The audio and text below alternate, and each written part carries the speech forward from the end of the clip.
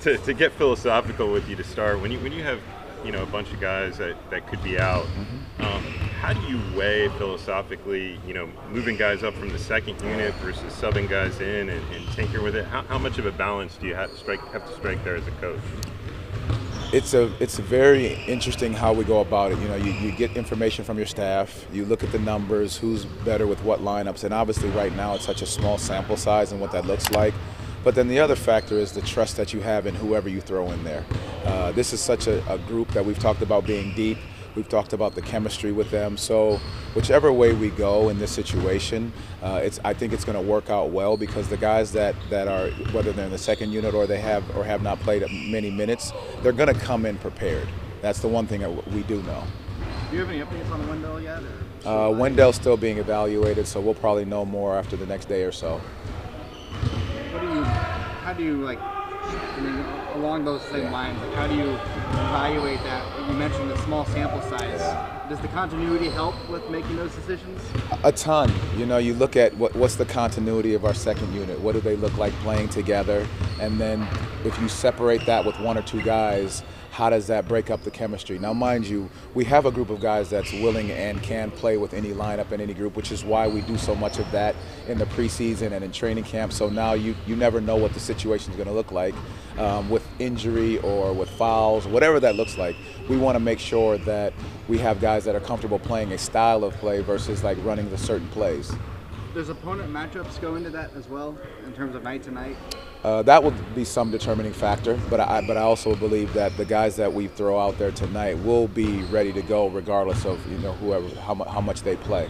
You spoke about the continuity. Mm-hmm. Are you able to maybe draw a little bit on the time that Wendell was out last year to try? I know there's some players that are not on the team anymore in that group, but can you draw a little bit on what worked in that year to kind of get some data or kind of figure out what you guys need to do to win during this time? Well, it is different lineups, different guys on the team, but the part about it that's so great, if you can look at it that way, is that the depth we do have. You're not afraid to put anyone out there because of what the body of work these young men have put in, the attention to detail that we've been paying attention to what we've been doing. So it's not a matter of looking at towards last year versus like the depth and the continuity we've actually created this year. Saw Gary was still listed out, and Markel's questionable. Is there any further update? No, I think we're going to just check. I think Markel will be more game time decision than anything, and Gary will be out. Is Jonathan Isaac still on a minutes restriction, or is that something that's still? That's something we've continued to monitor, like we've talked about from the beginning of the year in training camp, just monitoring to see how he feels after games and our travel and what the schedule looks like. Now, if we can increase more as his body continues to feel better, then absolutely. But again, we want to make this a process more than trying to rush into anything. And, go ahead. I was just going to say, Jalen Suggs is one of the top leaders in deflections per game in the league. His defense has been incredible. I just wanted to get your take on that and the value that brings to the team. I mean, he starts the defense off. I mean, he's an elite defender. He has such special gifts in his ability to get a hand on the basketball. He knows when passes are being made, and he's able to do it with such intensity into the ball handler. Without necessarily fouling. Now, obviously, he's going to get some fouls early because of his aggression, but as they start to understand and know who he is as a defender, he'll be able to get away with some of those things because of how elite he is. Just kind of on that note, during the road trip, a couple guys got into like some early foul trouble, and conventional wisdom says 2 fouls, kind of take them out.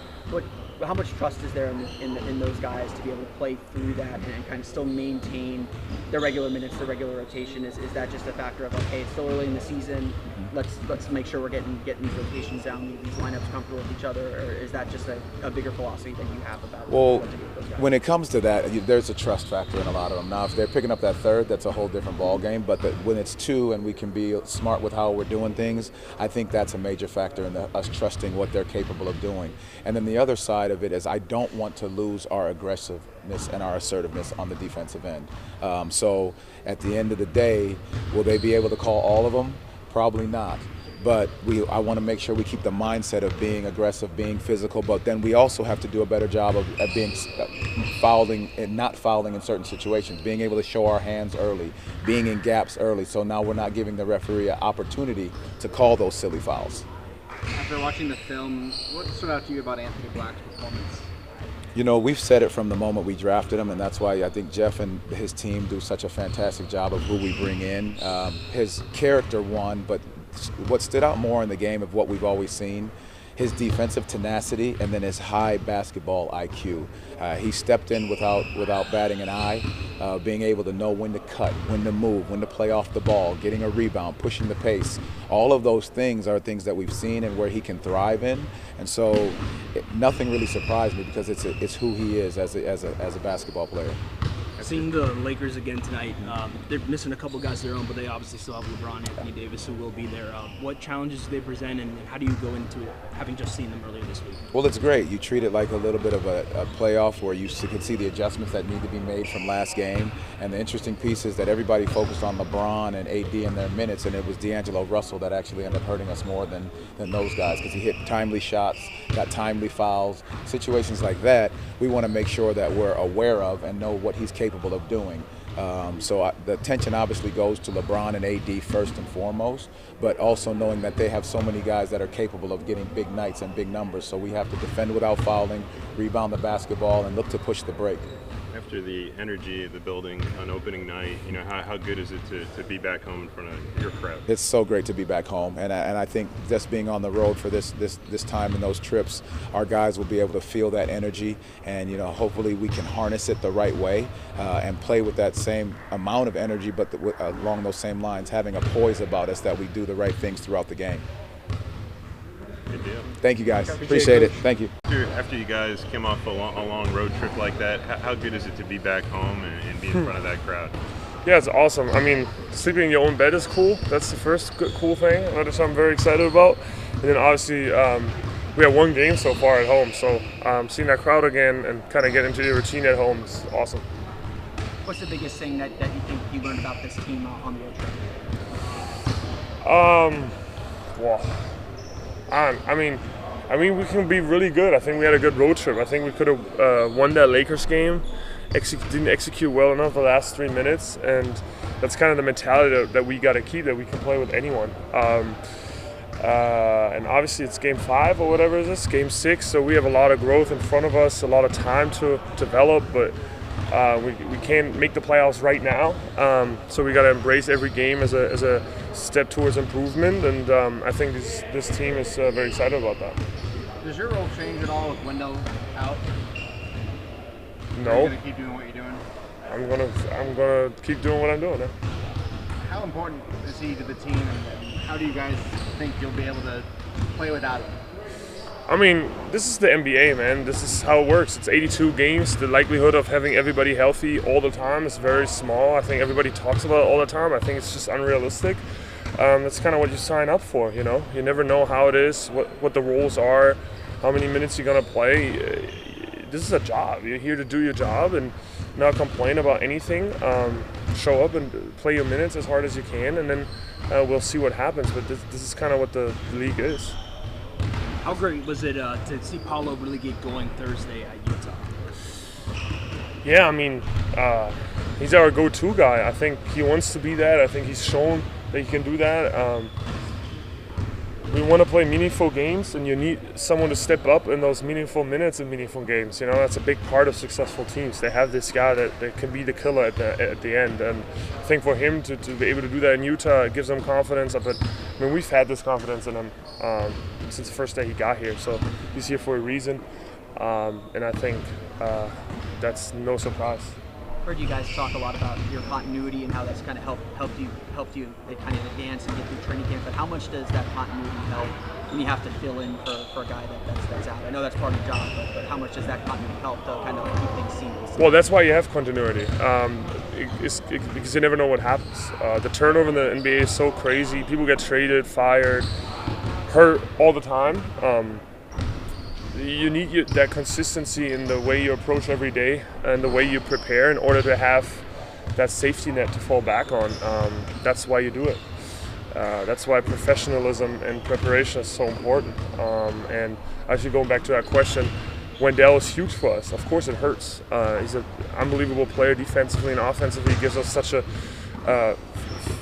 physical presence on the rim and defensively as well. So of course it's a big loss, but if I put my energy there, then my energy is negative, and I wanted to be positive because I got a game to play tonight. You guys had a good run without him last year. Do you draw on maybe what worked in that little time that he was out last year at all, or is it just new season, new group, new everything? Ask Mose that. It's a good thing that's not my job. I'm just here trying to execute what we're trying to prepare and keep my mind pretty simple, honestly, and the rest will happen. But again, I think everybody's prepared for people to be down and ready to go.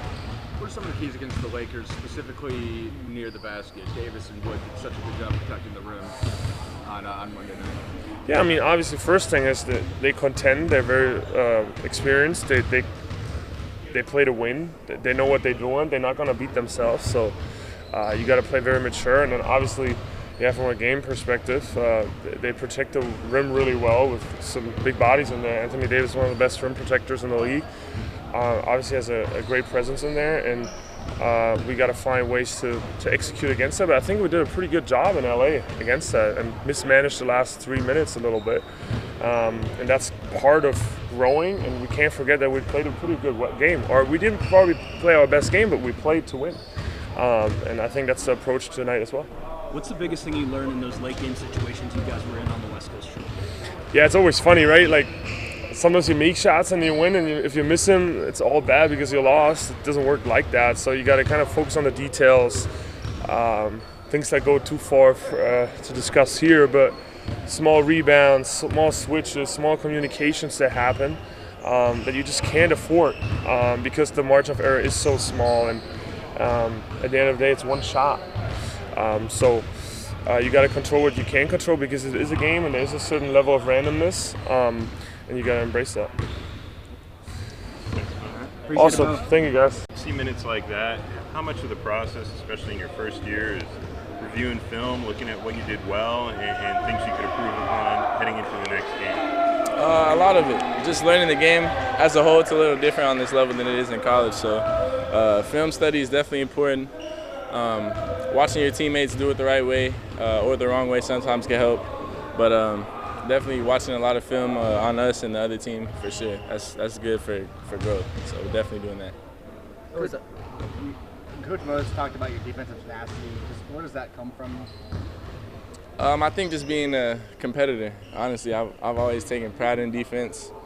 So yeah, I mean, I really just try to get out there and compete, and a lot of that is seen on the defensive end. What was the process like to be ready for that first kind of big opportunity on the floor? I'm sure you had to sit out many games in your life. But what was the process like, kind of preparing and waiting for your number to be called? I mean, like I said, I was just trying to learn from my teammates, be a good teammate when I wasn't playing. But I learned a lot by watching the game and kind of seeing how to operate and the coverages and offensive schemes and stuff like that. So I actually think the time. It was good for me. I mean, I'm always out there trying to learn playing or not, so I think I learned a lot by just watching the game up close. What do you think is the most advanced part of your game so far? Probably my defense. I think I have pretty good defensive IQ, and I think I just have a knack for making plays, usually off the ball or on the ball, but. I try to just bring a spark on the defensive end, and I'm most confident playing defense for sure, as of right now. I think you've talked about majority of your teammates help you and Jen as rookies, of course, but we've seen Joe Ingles specifically in game give you advice and whatnot. How helpful has he been? Super helpful. When somebody's been around the game that long, I think he's been playing pro since like 16 or 17, so he knows a lot about ball. He had a good career. Played for a couple different teams and contributed a lot, so it's good having a dude like that to lead me, Jet, and really just everybody in the locker room, because he kind of has like a gap on this by a lot of years, so it's definitely good having Joe around. AB, can you speak sort of just on your work ethic? I know, last Wednesday I saw you staying around and getting some shots up post-game, and obviously Thursday it showed that paid off. Just wanted to get your take on, the extra work that you've been putting in after shoot-around and practice so far. Yeah, that's just kind of part of it for me. I understand that there's a lot of growth. It's a new stage for me, so I'm trying to just make sure I stay consistent and kind of get a routine for before practice, after practice. So just so I can maximize my potential. and take advantage of good coaches who are willing to come in here and work with me for sure. And off the court, what was the biggest thing that you enjoyed the most of your first West Coast trip in the NBA? Off the court, probably just being around my teammates. We did a lot of stuff as a team. Went to eat, hung out. So it was definitely just cool being with the team and kind of growing closer as a group. Good deal. Thanks, Cool. baby. Appreciate it. Thank y'all.